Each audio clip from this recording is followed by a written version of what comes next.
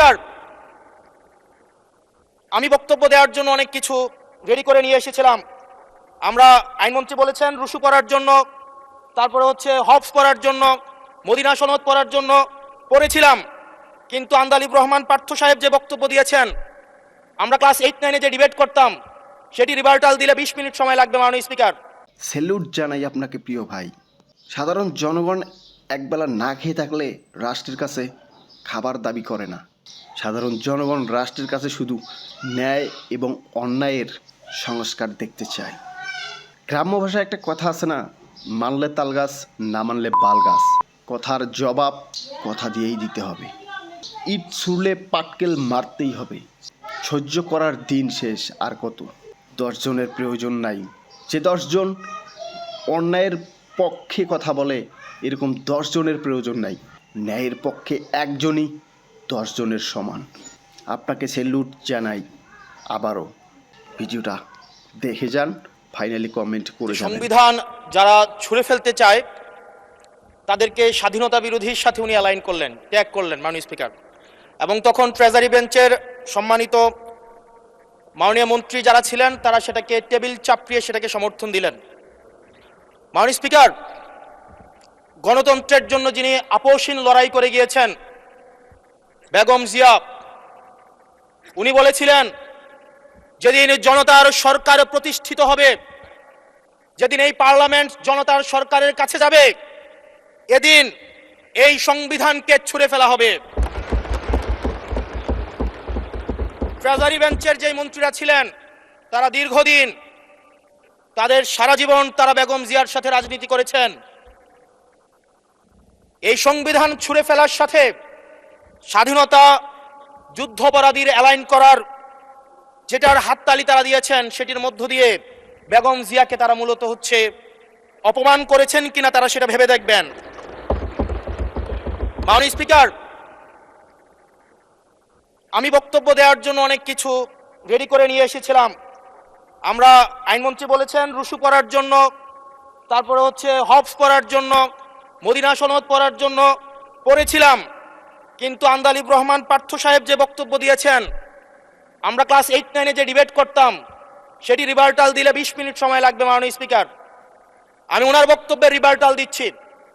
উনি বলেছেন যে আমি কোট করছি, উনি বলেছেন 72-এর সংবিধানের কিছু কিছু বিষয়কে ওনারা সম্মান দিয়েছেন।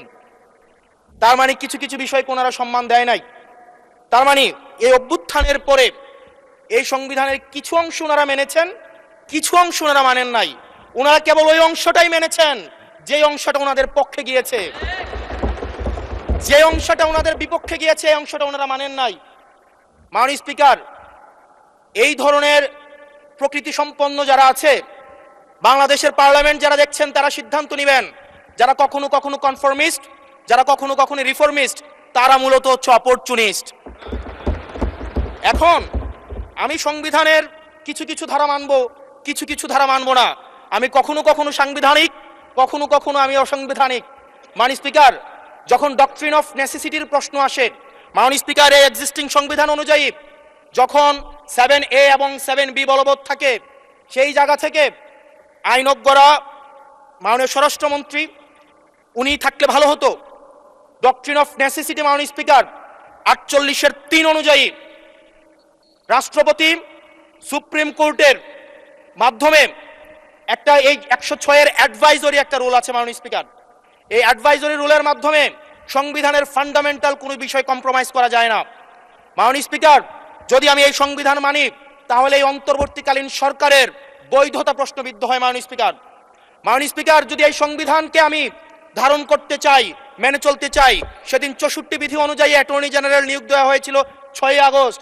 মাননীয় স্পিকার, এই সংসদে প্রশ্ন রাখতে চাই, তৎকালীন বর্তমান রাষ্ট্রপতি চুপ্পু, তখন বলা হয়েছে অ্যাটর্নি জেনারেল নিয়োগ দেওয়ার ক্ষেত্রে প্রধানমন্ত্রীর সাথে আলোচনা করতে হবে।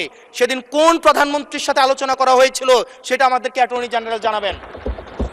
আমাদেরকে অ্যাটর্নি জেনারেল জানাবেন যেই হিয়ারিংটা হয়েছিল এই হিয়ারিংয়ে উনি উপস্থিত ছিলেন কিনা। তখনকার সময় যিনি প্রধান বিচারপতি ছিলেন ওবায়দুল হক, তিনি তখন কোথায় ছিলেন, সেই রায়ের কপিটা আমরা দেখতে চাই। মাননীয় স্পিকার, মাননীয় স্পিকার, আপনি যখন বেগম জিয়াকে 6ই আগস্ট সর্বপ্রথম ছাত্র জনতা যখন সিদ্ধান্ত নিয়েছিল আর এক মুহূর্ত বেগম জিয়াকে কারাগারে থাকতে দিবে না, বেগম জিয়াকে রাষ্ট্রপতির আদেশের মধ্য দিয়ে বেগম জিয়াকে সেদিনই হচ্ছে কারাগার থেকে যেই জুলুমের মধ্যে রাখা হয়েছিল সেটা থেকে ছাত্র জনতার রায়ের মধ্য দিয়ে সেখান থেকে বের করে আনা হয়েছিল। মাননীয় স্পিকার, যদি এই সংবিধানকে বাইবেল ধরে নেই, এই সংবিধানকে যদি গসপেল ধরে নেই, এই গসপেলের পুরোহিত অনুযায়ী যেভাবে ভ্যাটিকান সিটি চলে সেটা যদি আমরা ধরে নেই, তাহলে মাননীয় স্পিকার সেদিন বেগম জিয়া জেল থেকে বের হতে পারেন না। মাননীয় স্পিকার সেদিন বেগম জিয়া জেল থেকে বের হয়েছিল অভ্যুত্থানের জনরায়ের ভিত্তিতে। মাননীয় স্পিকার, আপনারা বলছেন আপনারা ঠিক সেই জায়গায় আপনারা সংবিধানকে আপনারা মানছেন যেই জায়গায় সংবিধান থেকে আপনারা বেনিফিটেড হবেন। মাননীয় স্পিকার, গ্রামের ভাষায় কথা আছে, বলতে চাই না, যে ডাং পার হইলে মাঝি কুন্দুলা ভাই। ছাত্ররা আপনাদের নেতা কর্মীরা গত 17 বছর ধান খেতে ঘুমাইতে হয়েছে, ত্যাগ তিতিক্ষার মধ্য দিয়ে যেতে হয়েছে। মহাসচিব কান্না করে বলেছে তাদের নেতা কর্মীরা ঢাকায় এসে রিক্সা চালিয়ে জীবন নির্বাহ করত।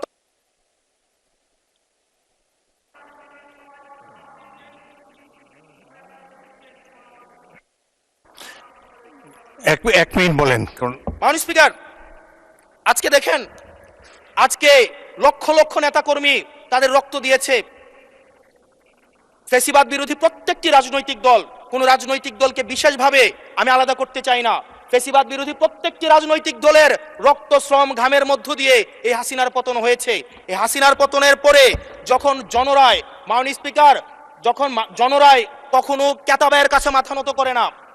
এটা ভ্যাটিকান সিটি নয় যে গসপেল অনুযায়ী হচ্ছে দেশ পরিচালিত হবে।